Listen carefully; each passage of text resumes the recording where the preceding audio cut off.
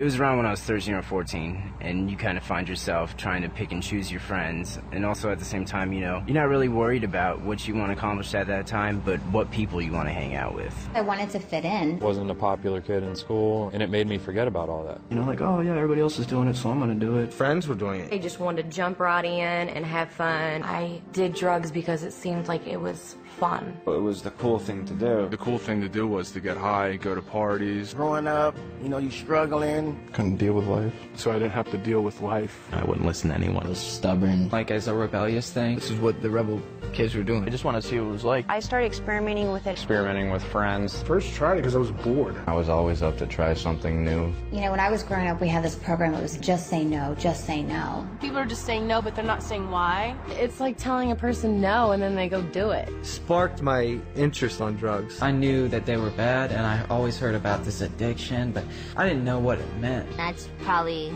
the #1 reason why I did drugs in the first place. I just didn't know.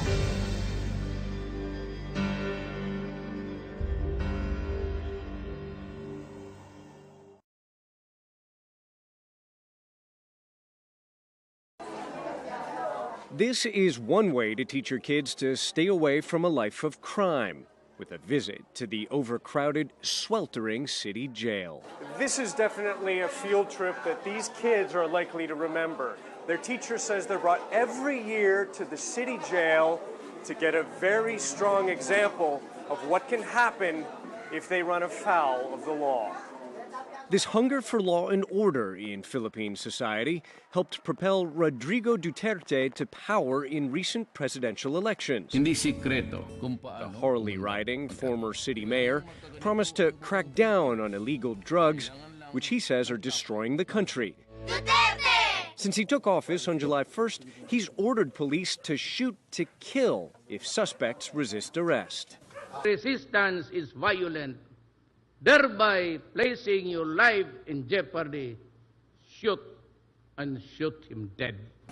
The official statistics of Duterte's 7-week war on drugs are staggering.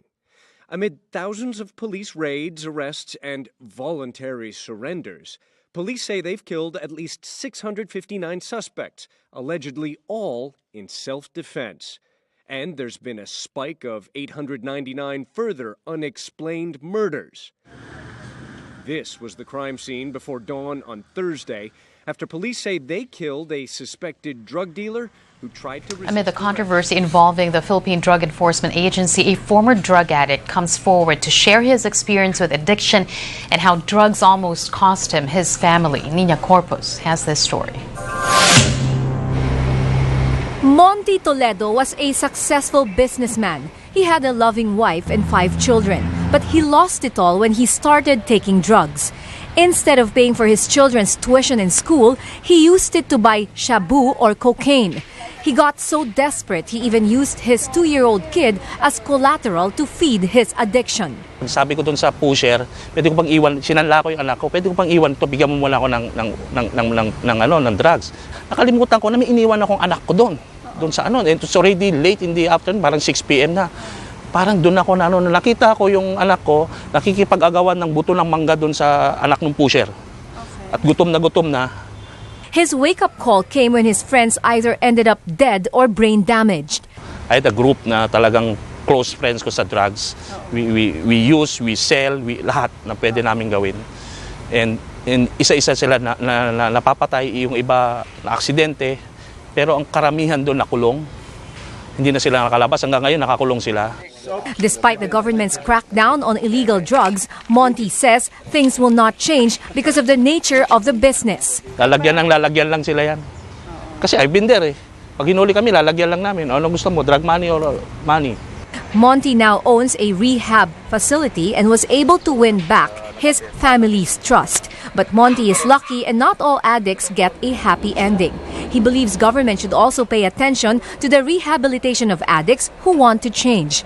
Those who need help may go to the website of Narcotics Anonymous, napilipinas.org. For anyone to climb, including even the rich and the famous. Heath Ledger. Few tragic Hollywood tales loom as haunting as the death of Heath Ledger. A dedicated thespian and Academy Award nominee, Ledger had supposedly grown so wholly invested in his role as the Joker in The Dark Knight that he was unable to sleep and had developed a reliance on Ambien pills. On January 22, 2008, Ledger was found unresponsive in his Soho apartment, with a toxicology report later confirming that he had accidentally overdosed on a lethal cocktail of prescription medication. Left behind by the 28-year-old was a chilling, iconic performance that earned him a posthumous Academy Award for Best Supporting Actor. Mindy McCready.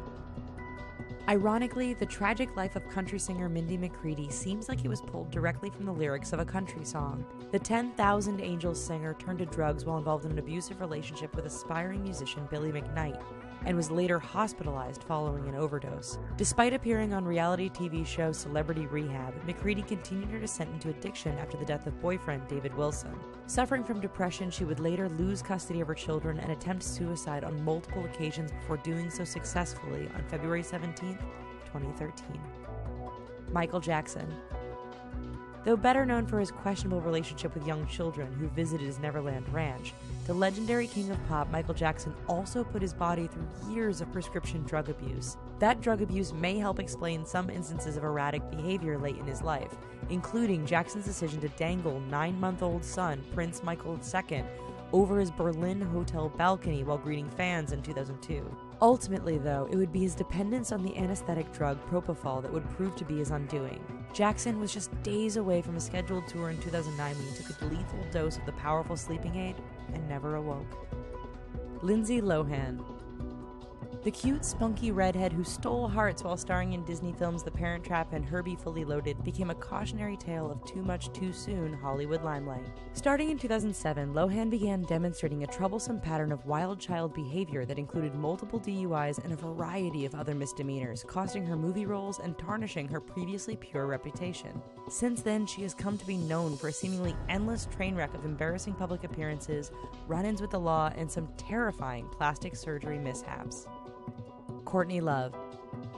Every adult must be held accountable for their own actions, but it still remains awfully hard to place all the blame on Courtney Love for her problematic history with drugs. The lead singer of Hole was introduced to LSD by her father at the age of 4 and went through the very public suicide of then-boyfriend Kurt Cobain, with her struggles with drugs being reported as one of his primary causes for self-induced death. No wonder then that she would turn back to pills, cocaine, and anything else that she could find to help cope with Cobain's passing.